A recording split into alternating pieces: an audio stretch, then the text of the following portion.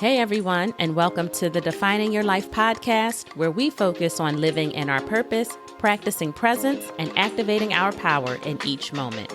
I'm Marsha Rell, your resident pep talk provider, and I invite you to join me as we continue to learn, lift each other up, and strive to level up together.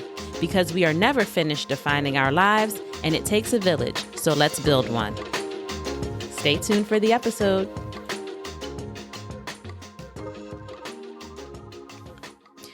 Hey everyone, I hope that you had a great week and that you found some time to reflect on your current support philosophy and evaluate where you may need to change. Maybe some of you are content with how you show up in this area with a good balance between support and boundaries. And so, if that's you, I'd like to extend kudos to you. Showing up for others is an ongoing thing.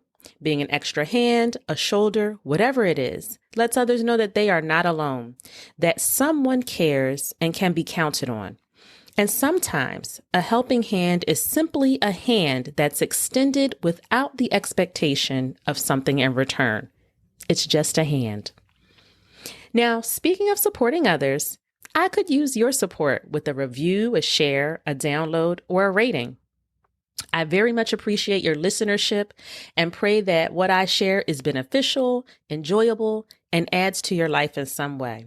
And if it does, I'd like to hear from you. So don't be shy about leaving those reviews, sliding in the Defining Your Life DM, or simply leaving a comment on one of our outlets. I hope to hear from you soon. Now, it's no secret that sometimes life can get a bit overwhelming. And it can literally be the smallest thing that will take you over the edge and bring on that drowning feeling. You know what I mean? You could be going about your business, feeling pretty good, and out of nowhere, something happens. Or something else gets piled on your plate. And then all of a sudden, everything that you have to get done becomes magnified. Or your thoughts are so crowded that you can't even hear yourself think. Even though just yesterday, you had it all under control. Today, your confidence in crushing it has disappeared. What do you do when these moments happen in your life? Do you let a moment of overwhelm overload you? Or do you take a step back, evaluate the situation for what it is, and make a plan? Now, I am no planner. I always admire those who have every detail mapped out, those folks that are packed for a trip 2 weeks before takeoff, who have checklists organized by subject or by the quadrant of their brain. Sure, I make lists. I love lists, and I like to cross things off. But typically, the list is in no specific order unless I deliberately take my time and really think it through. My brain is just not naturally an organized place. And so even though I make a list, sometimes it doesn't really help me. And I may miss a thing or two or five, have to go back and figure it out, get frustrated along the way. Listen, I know my weaknesses, okay? And when I have a lot to do, or really it's when I have a lot of details to attend to, I get overwhelmed. And I don't know how it is for you. But underneath that is a feeling of fear, of not being able to meet the mark, of feeling like I'm subpar sometimes. And then that measuring stick comes out, right? Looking at how other people are able to juggle and manage a million things well, executing flawlessly, sans beads of sweat. And I'm like an octopus with every tentacle holding something, but I haven't figured out where I can put anything down. Nothing seems to have its rightful place. Having been in this type of situation many times, I've learned a lot, and I'm still learning how to manage some of the hefty loads that come our way. And honestly, the load isn't always hefty, but if we aren't managing what's on our plate well, it can get out of hand quickly and unexpectedly. So I hope that some of what I share today will help you navigate a moment of overwhelm before it becomes a season of overload. First, of course, accept who you are, but recognize that doesn't mean you can't improve. Not everyone is a project manager with an organized checklist ready to take on the world, and that's okay. But Can you try implementing some of those project manager practices to see if some version of this is effective for how you operate? Of course. It doesn't hurt to try a new way of doing things from time to time, right? You may not take everything from a specific structure, but put your own twist on it to make it achievable for you. It's like breaking your vision board down into those micro goals to make it achievable, right? So try this practice in your day-to-day. If there's something you need to get done, write down every step you have to take in order to get it done. And check those things off instead of just the big thing. Now, if you already create masterful checklists and you're organized and all that, it doesn't mean that you will avoid becoming overloaded. So once those lists are created, it's important to audit your list. Take off what you can. We've talked about this before, but this is a reminder that not everything on your list is necessary. So do the audit. Next, communicate what you need.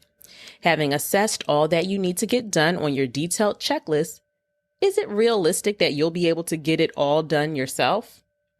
If the answer is no, or if the answer is, I could get it done, but I won't be able to get out of bed for the next week, then you need to delegate by communicating what you need to someone else. I have been working on this. It gets easier, but you have to take the step and not just accept when help is offered, but ask for it when it's needed. In the same vein, if you struggle with emotional delegation, as in sharing your feelings with someone, I, as always, encourage you to be vulnerable to lighten that load for yourself. Next, shift your attitude. Attitude really is everything. And if you don't have a good one, fake it till you make it. I was listening to the radio the other day and someone shared a fun fact that smiling tricks your brain into believing that it's happy. So I looked it up. And according to Dr. Savan Finley in a Better for Today blog post, quote, even forcing a fake smile can legitimately reduce stress and lower your heart rate. A study performed by a group at the University of Cardiff in Wales found that people who could not frown due to Botox injections were happier on average than those who could frown, end quote. I didn't make this up, y'all. It's science. So if you go to bed feeling down, overloaded, overwhelmed, wake up, start the day with a big, fat, fake smile on your face, or maybe a real one, and get about the business of changing your attitude. Because we don't have time to let trivial matters or a full plate stop us. We have things to do. And according to this study, we can trick ourselves into doing things happily until we actually are.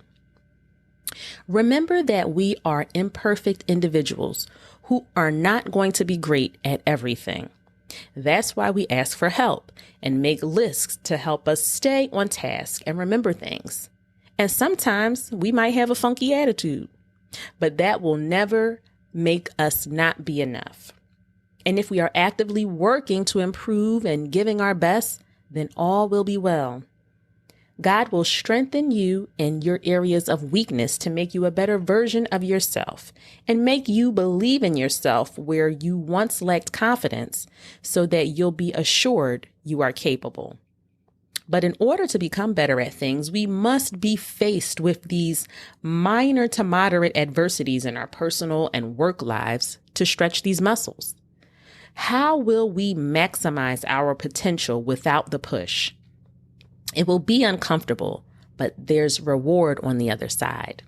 And that's what brings me peace, that no matter what, my all will be enough, and God will take up the slack to get me the rest of the way, no matter how long it takes or how far the rest of the way is. I'd like to leave you with a few words from Paulo Coelho today. Life has many ways of testing a person's will, either by having nothing happen at all or by having everything happen all at once. You will be tested from time to time. You may experience great overwhelm, some overload, and some failures along the way. But as always, Let's do what we can to manage and control the things we can. You got this. And if you don't, fake it till you make it. You'll get there. That fake smile we put on will help us get to the real one day. So get ready. Thanks so much for listening today. I'd love to hear about all the ways you stomp out overwhelm in your life and how your forced smile may have turned into the one that's actually real. So please share. I can't wait to chat with you all again next week. Take care until then.